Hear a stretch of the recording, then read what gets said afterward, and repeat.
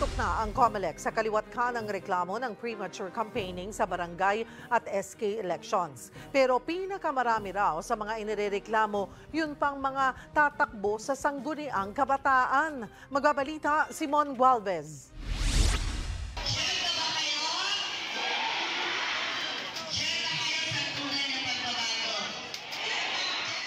Yan daw ang paandar na programa ng foundation na ito sa Barangay Loma de Gato sa Marilao, Bulacan base sa mga video at litratong pinadala ng concerned citizens sa News 5.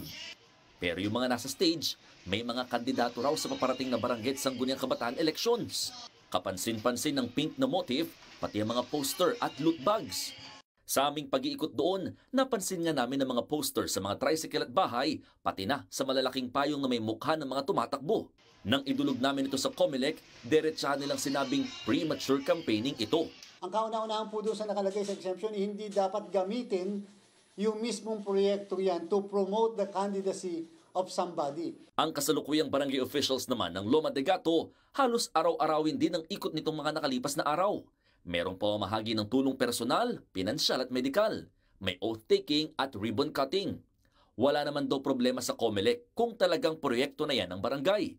Pero para patas, simula 15 ng Setyembre, bawal na yan. Pwede naman daw mag-apply na exemption. Pero madami po nagre-request sa amin ng exemption ng barangay. At so far po, lahat ng mga request for exemption ng mga barangay, denied po lahat ng Commission on Elections. Hanggang kahapon, umabot na sa mahigit 400 lahat ng naisyong show cause order sa mga kandidato. Ang masaklap, karamihan daw dyan, puro sa SK tumatakbo. Kaya nga tayo may SK, di ba, para turuan na maging tunay at maayos na leader sa kinabukasan. Paano mo aasahan ng isang SK na bata pa lang nagbabiolate na ng law? May 72 oras o 3 araw ang nareklamo para sumagot. Target ng COMELEC na madesisyonan lahat ng mga natanggap na reklamo na may kaugnayan sa premature campaigning sa loob ng 40 araw o bago sanang mismong botohan sa October 30.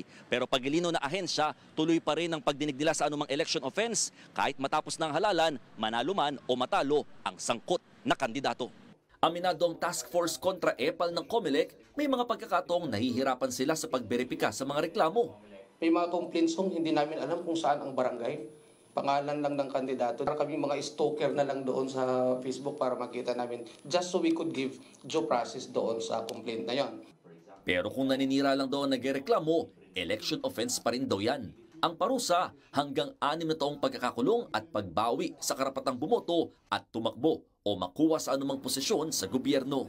Ako, Simon Gualvez, para sa 1PH. Sariwang balita ba ang hanap mo? Simple lang. I-click mo na ang subscribe button at ang notification bell para lagi kang updated sa mga balitang dapat mong malaman.